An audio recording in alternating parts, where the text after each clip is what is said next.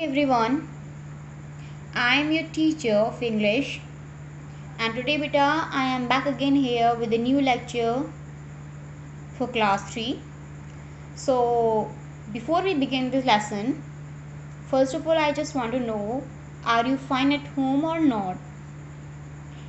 Beta, you should stay at home only. You should use sanitizer also and keep yourself safe as well as your parents, okay? And frequently wash your hands also, okay? So, and the most important, you have to study also daily, okay? So let's begin our lesson for English today. This lecture for class 3, subject English reader, chapter 4, lecture number 2 of your book Essence, as I already uploaded lecture number 1 of the same chapter, and the topic is book exercise of the same lesson, The Land of Story Books. So the book's name, so the lesson name is The Land of Story Books. It's a poem, as you already means you have I have already explained this poem, and I know very well that you understood this poem. So beta, I don't know whether you have means learned this poem or not, but now today you have to do one thing also. You have to learn this poem also, The Land of Storybooks. There is no need to learn all the stanzas of the poem, only one or two stanza, not one, 2 or 3 stanzas you can learn of the same poem. जो land of story books जो poem मैंने आपको explain करी थी, उस lesson के आप 2 और 3 स्टैंजाज आप लर्न कर सकते हो, ओके? बहुत अच्छी पोएम है वो, तो वो आपको लर्न करनी है, okay? So let's begin a lesson. We will do its book exercise today, okay, of the same lesson, the land of story books, chapter number 4, lecture number 2. It's a poem, okay? Let's begin. Let's begin. Show what you know, मतलब दिखाओ आप क्या जानते हो. मतलब इस poem, जो आपने पोएम ये जो रीड करी है, उसके बारे में आप जो कुछ भी जानते हो, so will tick over there. First of all A part. Let's begin our lesson. बेटा, as we completed up to here on that day, मतलब हमने पूरा कंप्लीट कर लिया था. Now we will solve its book exercise. Did you understand the poem, क्या आपको poem समझ में आई? क्वेश्चन मार्क लगा हुआ है, क्योंकि ये डिड से स्टार्ट हो रहा है. डिड का मीन्स होता है यहाँ पे ये क्वेश्चन वर्ड नहीं बोलेंगे, इसको हम हेल्पिंग वर्ब से बोलेंगे, या फिर डिड हम यहाँ पे हेल्पिंग वर्ब लेंगे as a, okay? Did you understand the poem, क्या आपको ये पोएम समझ में आई? Tick the right box to show that you have understood. तो राइट बॉक्स मतलब राइट टिक करना है बॉक्स में अगर आपको समझ में आ गई है. Your teacher will give you a smiley if you score a 5. आपकी टीचर आपको स्माइली देंगी, okay? Your teacher will give you a smiley if you score 5. ये स्माइली आपको मिलेगी ऐसे वाली, ओके? अगर आपको 5 मिलते हैं, अगर आपने 5 के 5 करेक्ट कर दिए, तो आपको क्या मिलेगी? एक स्माइली मिलेगी, okay? Let's begin. First, the poet's parents spend their evenings. जो पोइट है इसमें, उसके पेरेंट्स अपनी शाम मतलब इवनिंग टाइम में कहाँ बिताते हैं? लाइटिंग लैम्प्स के पास में. Talking and singing at home, मतलब कि वो बात करते हैं और अपना सिंगिंग करते हुए अपने घर पे टाइम बिताते हैं. Playing games. दोबारा देखो, पोइट के जो पेरेंट्स हैं वो अपनी इवनिंग कैसे बिताते हैं? लाइटिंग लैम्प्स, लाइट्स जला के, मतलब लैम्प जला के, या talking and singing at home, या बातें करके और गाना गा के घर पे, या प्लेइंग गेम्स. क्या करते हैं इन तीनों में से? आपको पोएम पढ़ी थी, मैंने एक्सप्लेन भी किया था आपको कि जब भी पोइट के जो पेरेंट्स हैं वो अपने सोफ़ा पर बैठ जाते हैं, उनके सामने एक लैम्प जली होती है, और वहाँ पे बैठ के वो क्या करते हैं? बताओ, ए, बी और C. Which is the correct answer? A, B और C. Exactly. What the correct answer? Tell me. A, B or C? A, B or C? Yes, the answer is B. Okay, so they spend their time talking and singing at home. Okay, so the correct answer is B. Let's move to the next one.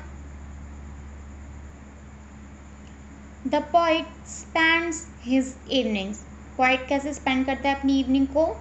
along the forest track पर, रास्ते पर, feeling upset about his parents behavior, या फिर वो sad हो जाता है जब अपने पेरेंट्स के बिहेवियर को देखता है कि वो आपस में बात कर रहे हैं और उससे मतलब अपने बच्चों से मतलब पोइट से बात नहीं कर रहे, तो वो अपसेट हो जाता है, दुखी हो जाता है, या फिर प्लेइंग या खेल के वो अपना टाइम बिताता है। बताओ इनमें से क्या आएगा?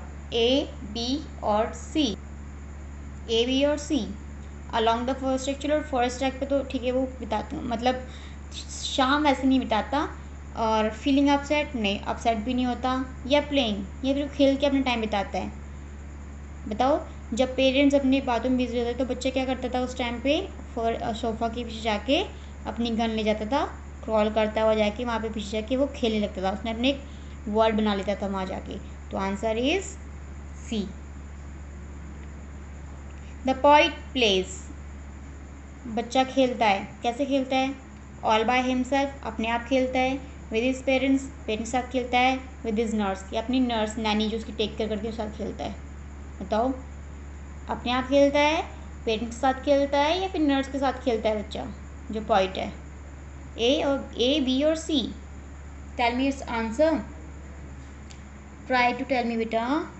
Answer is A, all by himself, वो अपने आप ही खेलता है ना तो उसके पेरेंट्स के साथ में खेलते हैं, ना उसकी नानी के साथ खेलती है। नानी सिर्फ उसको ले जाने के लिए आती है वापस कि घर चलो, सोने का टाइम हो चुका है, और वो खेलता अकेले ही है। Now the fourth one is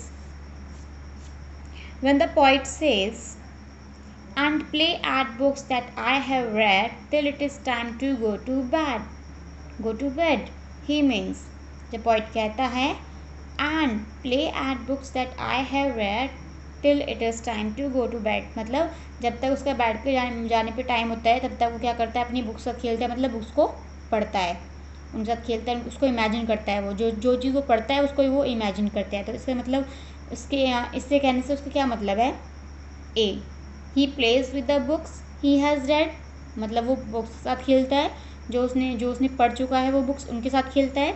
he imagines a story and acts it out, एक स्टोरी इमेजिन करता है और उसी के बेस पे वो खेलता है, उसी बेस पे अपनी दुनिया को बनाता है। He read stories till his bedtime, या फिर वो बेड टाइम तक, सोने के टाइम तक वो स्टोरीज़ को रीड करता है। तो उसका करेक्ट आंसर क्या होगा बेटा? Try to tell me. He plays with his books he has read, मतलब वो अपनी बुक्स साथ खेलता है जो उसने बुक्स पढ़ी हैं।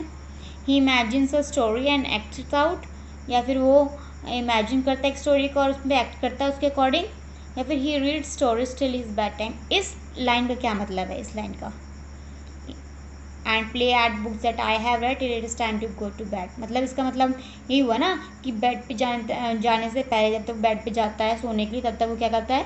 बुक्स को पढ़ता है। तो इसका करेक्ट आंसर क्या होगा? ए, बी, सी में से ए होगा? नहीं, वो बुक्स साथ तो खेलता नहीं है। खेलना इन द सेंस कि वो बुक्स को लेके घूमते थोड़ा ना, इधर उधर फेंकते थोड़ा ना है बुक्स के साथ में। He imagines a story and acted out, ठीक है, वो उसकी अंदर वाली, मतलब उसकी कहने का मतलब हो गया वो, लेकिन इस लाइन का क्या मतलब हुआ? इस लाइन का मतलब हुआ he reads stories till his bedtime. तो answer is C. Okay, last, by whom I written across the sea, the poet means that. By whom I written across the sea, the poet means that. मतलब इसका इस line का क्या मतलब हुआ? इससे poet का क्या मतलब है कि whom I written across the sea, the poet means that. He goes home, वो घर जाता है। He crosses the sea to return home, वो सी को क्रॉस करता है घर वापस जाने के लिए। His imaginary adventure is over, और या फिर उसने जो इमेजिन किया हुआ एक एडवेंचर इमेजिन जो किया हुआ उसने लाइफ जो उसको वो एडवेंचर उसका ख़त्म हो जाता है। तो इस लाइन से उसका क्या मतलब है? By whom I written across the sea, इस लाइन से क्या मतलब है? ए, बी और सी, कि वह घर जाता है, या फिर वो सी को क्रॉस करके, समुद्र को क्रॉस करके घर वापस जाता है, या फिर his imaginary adventure is over, उसका इमेजिनरी जो एडवेंचर था, जो उसने इमेजिन किया हुआ था, एक माइंड में बनाया हुआ था, एक सीन बनाया हुआ था, वो ख़त्म हो जाता है। तो इसका मतलब क्या है इसका? C, his imaginary adventure is over. Answer is C. I hope you know all the answers. So my score is 5 and you will get a smiley. Okay, this is your smiley for your good answers. If you lag behind somewhere where you think that the answer was not according to you, then please read it again and then you will get to know about the correct answer. Okay, तो मैंने बता दिया। अगर आपको ऐसा लगता है कि आपके अकॉर्डिंग ये मतलब आपको समझ में ना आया हो, तो दोबारा पोएम पढ़ो, जो मैम ने जिस अकॉर्डिंग बताया है उसके अकॉर्डिंग दोबारा इसको करेक्ट कर लो। तो ये आंसर्स मैंने इसके करवा दिए हैं। अब देखते हैं नेक्स्ट क्या है। Next is B part. Does the poet want to go to bed? Yes और no? Circle the answer. Which line tells you so? Write in your notebook. अब आपको नोटबुक में क्या लिखना है? Does the poet want to go to bed? क्या poet जो है वो बेड पे मतलब सोने के लिए जाना चाहता है? यस या नो? हाँ या ना? मतलब क्या पोएट खुद ही चाहता है कि मैं सो जाऊँ? Circle the answer. जो आंसर सही है उनमें से उसको सर्कल करना है। यस है तो यस पे सर्कल करोगे, नो है तो नो पे सर्कल करोगे। विच लाइन टेल्स यू सो?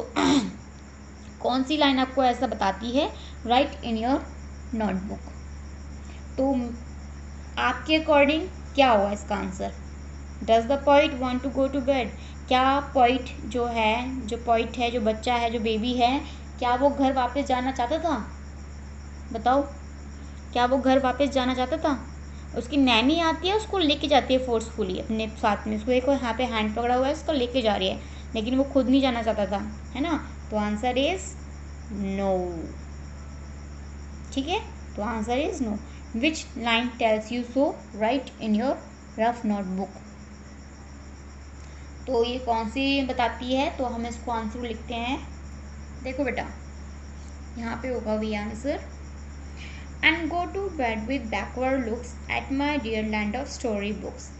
ये वहाँ यहाँ पर हम कह सकते हैं कि यहाँ पे जो पोएट है उसको घर वापस जाने का मन नहीं था, वो वापस दोबारा देखता है पीछे at my dear land of story books, और उनसे कहता है कि मैं कल दोबारा वापस आऊँगा एक न्यू स्टोरी के साथ में, एक नई स्टोरी को इमेजिन करूँगा। तो उसका कहने का क्या मतलब है? And go to bed with backward looks at my dear land of story books. वो जब उसकी नैनी उसको ले जाती है वापस घर पे, तो वो पीछे देखता है और अपनी जो इमेजिनरी जो वर्ड है, जो उसने दिमाग में एक दुनिया बनाई हुई है, उसको कहता है कि कल मैं दोबारा आऊँगा तुम्हारे पास में और एक नई स्टोरी के साथ आऊँगा। ठीक है, तो यहाँ पे आप रफ में, आप नोटबुक में या फिर फेयर में आप इस आंसर को यहाँ से यहाँ तक you can write. Okay, and go to bed with backward looks at my dear land of story books. हमने उसका आंसर लिखा था नो, कि वो बच्चा जो है, जो पोएट है, वो वापस घर नहीं जाना चाहता था, है ना?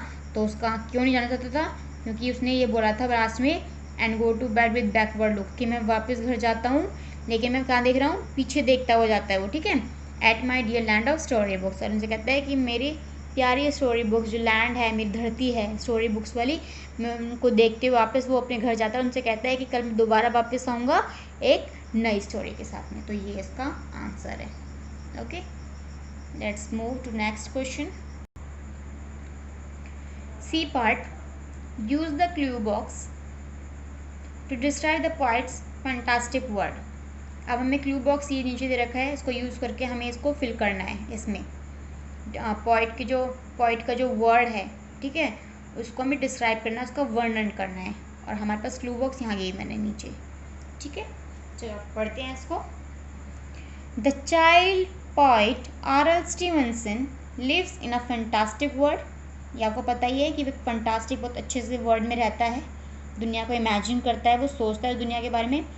It is the word of dash. ये किसका वर्ड है? वुड्स का, लकड़ियों का, लाइन का, स्टार्स का, रिवर का, स्टोरी बुक्स का?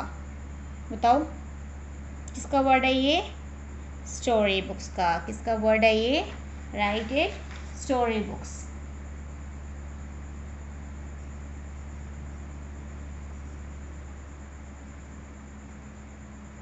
Okay, the word of story books. The books have heels and dash. Books में क्या क्या है? हील्स भी हैं और क्या हैं? अब ये तो हो गया, इसका काम फिनिश हो गया, फर्स्ट आंसर ये हो चुका। अब हटाओ इसको।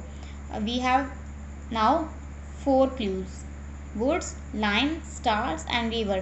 तो क्या है? द बुक्स हैव, जो बुक्स हैं, जो स्टोरी बुक्स, उसमें क्या क्या हैं? हील्स हैं और क्या है? जंगल है। वुड्स मीन्स जंगल। ओके, आप पॉज कर करके इसके आंसर्स देना मुझे, मीन्स बोलना मम्मी के सामने, पापा के सामने, ठीक है। He spends time all by himself under the dash. कि वो अपना सारा टाइम अकेला कहाँ बिताता है? किसके नीचे बिताता है? लाइन, वुड्स भी हो गया सेकंड वाला। We have now 3 clues, line, stars या रिवर। तो किसके नीचे बिताता है अपनी पूरी रात वो?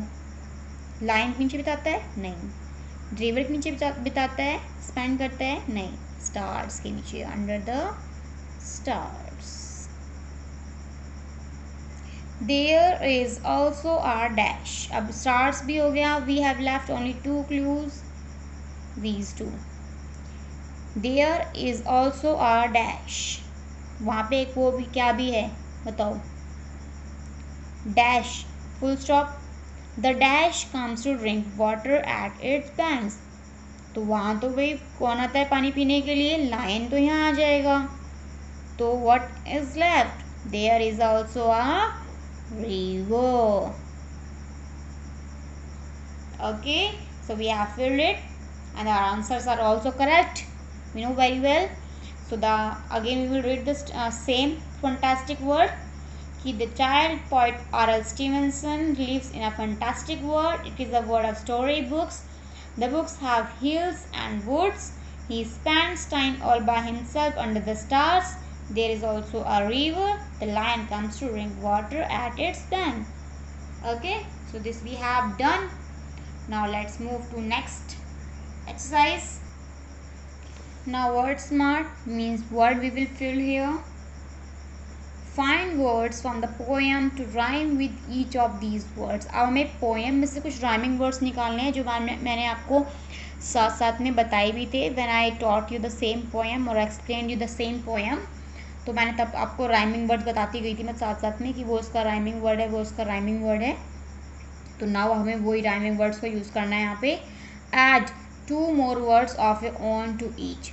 अब हमें अब एक वर्ड तो हम लेंगे बुक में से और 2 वर्ड्स हम खुद के चॉइस के फिल कर सकते हैं। ओके, तो इसमें बेटा एक वर्ड तो आपका बुक का होना चाहिए, जो आपने पोएम में पढ़ा है वो होना चाहिए, और 2 वर्ड्स आप अपनी चॉइस के फिल कर सकते हो। मैम अपने चॉइस की फिल कर सकती हैं, आपको अगर अपनी चॉइस की फिल करना है then you can fill of your own choice. Okay, there is no boundation that you will copy the same word that ma'am has filled. Okay, जो मैम ने फिल किया है जरूरी नहीं है कि आप उसको ही कॉपी करोगे। If you have your own choice, if you have your own idea, then you can use over there also. Okay, let's begin. First word is lit. Lit का हमने वहाँ पे कौन सा राइमिंग वर्ड देखा था? हमने एक जगह देखा था सिट, और 2 अपनी तरफ से कुछ भी फिल करो आप। लिट, सिट, बोलो क्या बनेगा? एक बन जाएगा पिट और एक बन जाएगा बिट। ओके, और जो ये वर्ड्स बनते हैं इनका मीनिंग निकलना चाहिए। ये नहीं आप कुछ भी फिल कर दो जिसका कोई मीनिंग ही ना हो, ये मीनिंगफुल होने चाहिए वर्ड्स। Okay, crawl. क्रॉल का हमने राइमिंग वर्ड क्या पढ़ा था वहाँ पे? क्रॉल का राइमिंग वर्ड क्या पढ़ा था हमने यहाँ पे? वॉल। ठीक है, अब हमें 2 और फिल करने हैं, तो कुछ भी फिल करो लेकिन वो राइमिंग होना चाहिए। क्रॉल, वॉल, स्मॉल, बॉल भी हो सकता है, टॉल भी हो सकता है ना? तो अकॉर्डिंगली हो गया। स्पाई, वहाँ पे क्या था एक वर्ड स्पाई का पोएम में? लाई, लेटना। और दो और बनाने हैं आपको, स्पाई, माई, मेरा, स्पाई, माई, और क्राई, फ्राई, ठीक है, रोना, फ्राई, फ्राई करना, ब्रिंक, ब्रिंक का हमने क्या पढ़ा था वहाँ पे, ड्रिंक, पोएम में हमने ड्रिंक पढ़ा था। दो और बनाओ अपने according, drink, drink, drink, sink, और ब्लिंक। इनका मीनिंग होना चाहिए, ठीक है बेटा। ब्लिंक इज आँख की झपकाना, सिंक डूबना, अवे, अवे का क्या बना था हमने वहाँ पे, अवे का बना था हमारे वहाँ पे ले, अवे ले। क्ले भी बना सकती हूँ मैं एक, क्ले आपको पता ही है कि चिकनी मिट्टी जिसे बोलते हैं, क्ले, जो आप यूज़ भी करते हो बनाने के लिए। अवे ले क्ले, और क्या बन सकता है इसका, प्रे, प्रार्थना करना, प्रे। लुक्स, वहाँ पे जो वर्ड था लुक्स के अकॉर्डिंग वहाँ था बुक्स, ठीक है, पोएम में बुक्स था। अब दो और बनाने हैं आपको, लुक्स, बुक्स, कुक्स, पकाना, पकाना, कुक्स, हुक्स, हुक्स भी एक वर्ड होता है। अब हमें देखना है डिक्शनरी फोकस, अब हम डिक्शनरी वर्ड्स यूज़ करेंगे। तो ये ऑलरेडी मैंने फिल कर दिए हैं, क्योंकि थोड़ा डिफ़िकल्ट अगर आपको लगे तो आप एक बार इसको दोबारा देख सकते हो। Okay, Avi and Avni want to arrange their room library according to the names of the author of the books. Help them. अवी और अनवी को अपनी जो घर की लाइब्रेरी है उसको अरेंज करना है, उसकी बुक में उसमें जो बुक्स रखी हुई हैं उस लाइब्रेरी में उनको अरेंज करना है according to the names of the authors of the books. किसके अकॉर्डिंग, नेम्स के अकॉर्डिंग, ऑथर्स की नेम्स के अकॉर्डिंग उनको अरेंज करना है। तो उनकी हमें क्या करनी है, हेल्प करनी है। Do remember that such books are arrange by considering the last name of the author. ये बात ध्यान रखनी है कि हमें जो लास्ट नेम है ऑथर के उनके अकॉर्डिंग बुक्स को अरेंज करना है, फर्स्ट नेम के अकॉर्डिंग नहीं, लास्ट नेम के according. First name last name, first name last name, first name last name, first last, first last, first and last. Okay, how will you arrange the books of these authors. तो आप इनके books को कैसे arrange करोगे बेटा। तो आपके according पहले क्या आना चाहिए, हमें लास्ट नेम देखना है। लास्ट है Dahl, Blyton, Narayan, Rowling, Christie, Seth. तो इनमें से पहले क्या आना चाहिए, और आपको लास्ट नेम देखना है इनका। यहाँ पे डेल है, यहाँ ब्लिटन है, फिर नारायण है, रॉलिंग है, क्रिस्टी है और सेथ। ये हैं ऑथर्स के नेम, लास्ट नेम। तो अगर हम लास्ट नेम को कंसिडर करेंगे तो यहाँ पे बेटा, यहाँ पे डी है, यहाँ बी है, यहाँ एन है, यहाँ आर है, यहाँ पे सी है, यहाँ पे एस है। तो अकॉर्डिंग टू अल्फ़ाबेटिकल ऑर्डर पहले क्या आना चाहिए, D, B, N, R, C या S. According to alphabetical order सबसे पहले क्या आना चाहिए, पहले डी आएगा या बी आएगा या एस आएगा या सी आएगा या फिर आर आएगा या फिर एन आएगा। So the correct answer is पहले क्या आएगा, बी। तो फर्स्ट नेम कौन सा ऑथर का आएगा, एनेट ब्लिटन। तो हम यहाँ लिखेंगे एनेट ब्लिटन, क्योंकि नेम है तो फर्स्ट लेटर और लास्ट लेटर कैपिटल ही आएगा ऐसा। ओके, तो फर्स्ट ये हो गया, फर्स्ट पे ही आ गया। अब इसका काम ख़त्म हो गया, फिनिश। अब देखते हैं नेक्स्ट क्या है। बी के बाद क्या आता है, सी आता है, सी आता है। तो क्या आएगा यहाँ पे, क्रिस्टी। हम इसको ऐसे भी कर सकते हैं, कि इसके फर्स्ट नेम को पहले लिख सकते हैं, इसको बाद में लिख सकते हैं, ताकि हमारा अल्फ़ाबेटिकल ऑर्डर थोड़ा रॉन्ग ना हो। तो आप इसको ऐसे लिख सकते हो, हमें लास्ट नेम को पहले लिख सकते हैं इसको। जैसे यहाँ पे एनेट ब्लिटन था तो बी वाला पहले आता, तो इसको हम पहले लेंगे ब्लिटन को, ब्लिटन एनेट, क्योंकि उसने कहा था ना हमसे कि रिमेंबर कि जो बुक्स अरेंज करोगे तो ऐसे करना कि पहले क्या आना चाहिए, उनके लास्ट नेम को हमें कंसिडर करना है। तो आप ऐसे लिखो इसको, ब्लिटन एनेट। अब सेकंड नंबर पे क्या आएगा, ये वाला आएगा, तो इसको भी हम ऐसे लिखेंगे। पहले हम लास्ट नेम लिखेंगे इसका, क्रिस्टी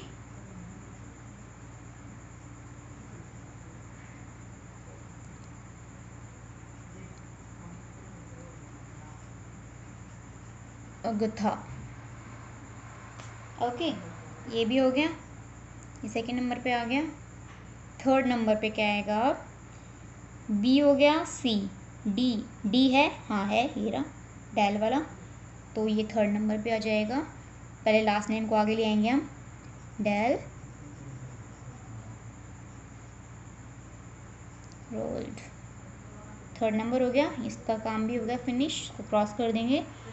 नाउ अब हमें क्या करना है, थ्री हो गए, बी हो गया, सी हो गया, डी के बाद ई है, नहीं है, एफ है, नहीं, G no, H no, I no, J no, K L, M, N है। तो फिर क्या आएगा, फोर्थ नंबर पे क्या आएगा हमारा, एन वाला, तो नारायण। पहले हम नारायण को लेंगे आगे, Narayan R K. Okay, fourth वाले का भी हो गया। अब फिफ्थ और sixth, two more are left. Fifth ये मतलब अब देखते हैं, ये दो बचे हुए हमारे पास में। एन हो गया, एन के बाद ओ नहीं है, पी नहीं है, क्यू नहीं है, आर है, आर वाला ये है, रोलिंग जे के, तो इसको हम क्या नंबर देंगे, फिफ्थ। तो हो जाएगा रोलिंग जे के, ये फिफ्थ नंबर हो गया, इसका हो गया। लास्ट क्या रह गया, सेठ Vikram, this is last one, done. Okay, this is dictionary work. तो बेटा आपको याद भी होगा, मैंने कई बार बोला भी आपको कि आपको डिक्शनरी लानी पड़ेगी है, उसके अकॉर्डिंग अगर आपको समझ में ना आए तो आप उसको, उसकी हेल्प से आप अपनी डिक्शनरी को भी आप इम्प्रूव कर सकते हो। ठीक है, तो इस अकॉर्डिंग हम इसको अरेंज कर देंगे। Okay, now next question. Now बेटा थिंकिंग कैप्स ऑन, वही थिंकिंग, आपकी थिंकिंग को एसेस करेंगे, देखेंगे आपको कितना समझ में आता है। Recognize each of these story books characters and match them to the book to which they belong। अगर आपने ये स्टोरीज पढ़ी हुई हैं तो आप इजीली कर सकते हो इसको, अगर आपने नहीं पढ़ी हैं तो प्लीज़ आप एक बार ज़रूर पढ़ना इन स्टोरी बुक्स को। ओके, तो ए पार्ट में ये जो करेक्टर है कौन सी बुक का है, हैरी पॉटर का है, नोडी एंड द मिल्कमैन का है, लिटिल रेड राइडिंग हुड का है, चाचा चौधरी का है, बीरबल द जस्ट का है, द जंगल बुक का है, रामायण का है, या पिनोकियो का है।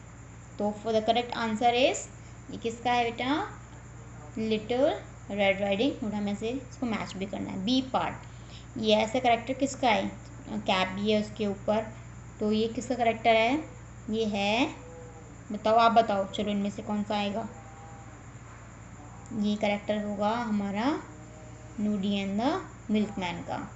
ये बड़ी सी लंबी सी नाक, लॉन्ग नोज वाला करेक्टर किसका है, लॉन्ग नोज का करेक्टर किसका है, बताओ। The character of Pinocchio.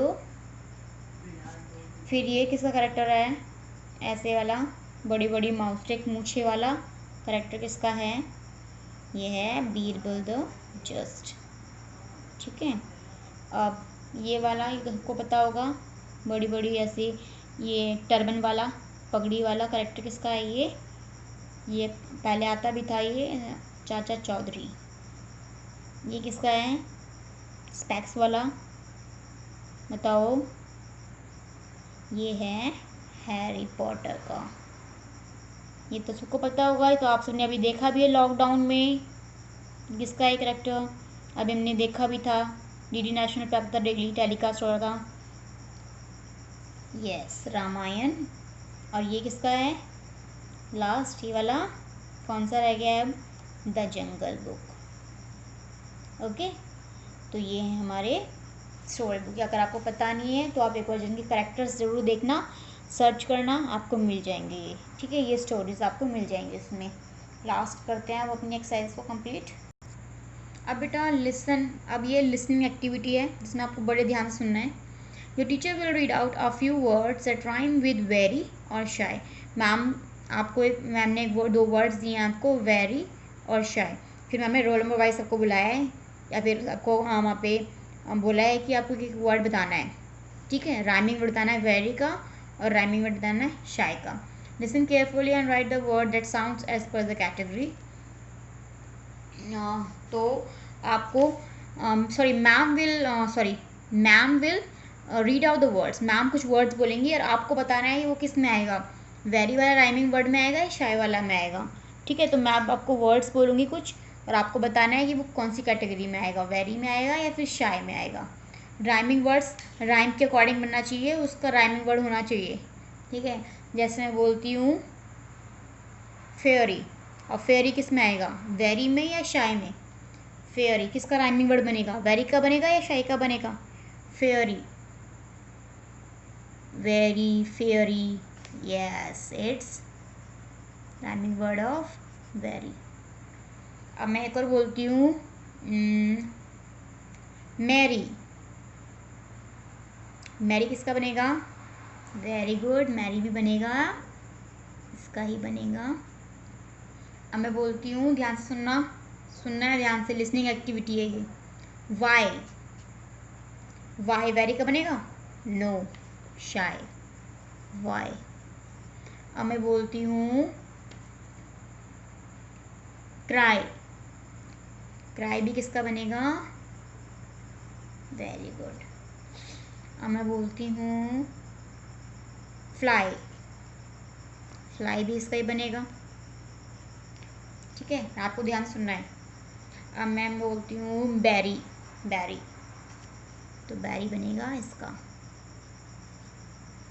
Now sky, very का तो बनेगा नहीं, स्काई बनेगा इसका। आपको लिखते रहना है साथ साथ में, मैं बोल रही हूँ आपको लिखना है, या फिर आप उसको उसमें बोल के भी आप बता सकते हो, अपने पेरेंट्स को बता सकते हो, वो लिखवा सकते हैं आपको।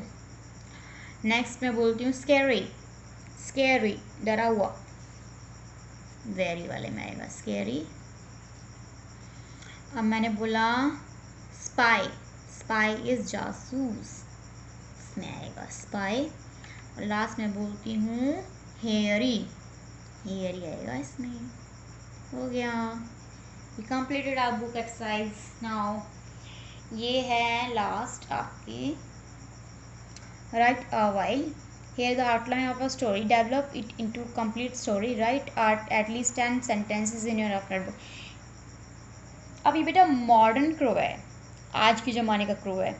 ठीक है, पहले के ज़माने का क्रो कैसा था कि वो बेचारा पैबल्स लाता था इकट्ठे कर करके, कंकड़ लाया, मटके में डाला, पानी ऊपर आया, फिर उसने पिया। आजकल तो मॉडर्न ज़माना है, आज हम 21st सेंचुरी में रह रहे हैं, तो आप उसके अकॉर्डिंग सोचो।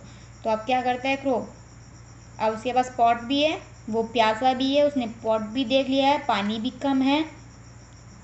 ठीक है, फिर वहाँ पे उसने एक स्ट्रॉ लेके आया है, जूस कॉर्नर से जहाँ से भी उसको स्ट्रॉ मिली वो लेके आया, उसने उस स्ट्रॉ को डाला है उसके अंदर, उसने पानी पिया है, वो वहाँ से उड़ गया है। अब इस स्टोरी को आप अपनी वे में लिखने की कोशिश करो। ये स्टोरी, ये आपका होमवर्क भी है बेटा, this is your homework also. Okay,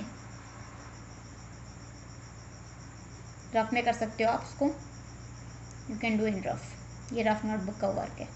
ठीक है, ये आप बना के रखना अपने पास में। ठीक है, तो आपको मॉडर्न स्टोरी बनानी है इसकी, जिसमें कि क्रो स्ट्रॉ से पानी पीता है। ओके, तो मैंने होमवर्क में क्या दिया था आपको, वर्ड मीनिंग्स करने के लिए था। I hope you have done your word meanings also. ये वर्ड मीनिंग्स आपने कर लिए होंगे, है ना बेटा। अगर आपने नहीं भी किए हैं तो प्लीज़ अपना काम डेली करके डेली मेरे पास सेंड करो। ठीक है, कोई भी बच्चा स्किप नहीं करेगा किसी भी दिन का काम, आपको सारा वर्क डेली करना है। ओके, तो आपको ये काम डेली ही करना है। ये मैंने आपको दिया था कि आपको वर्ड मीनिंग नोटबुक में करने हैं, तो आपने कर भी लिए होंगे। और आज का आपका होमवर्क क्या होगा कि your today's homework is you have to fill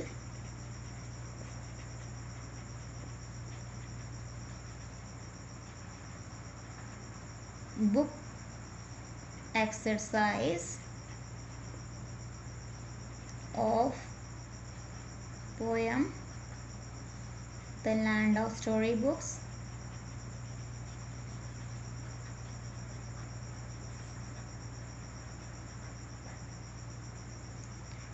and along with this homework, इस होमवर्क के साथ में you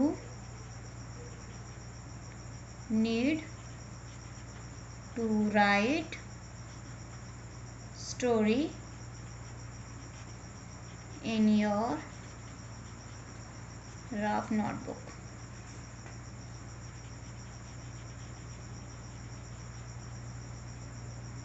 ये आपका सेकेंड होमवर्क, ठीक है। तो आपको होमवर्क करना है। प्रीवियस होमवर्क में आपका वही था, आपको जो मैंने बताया था।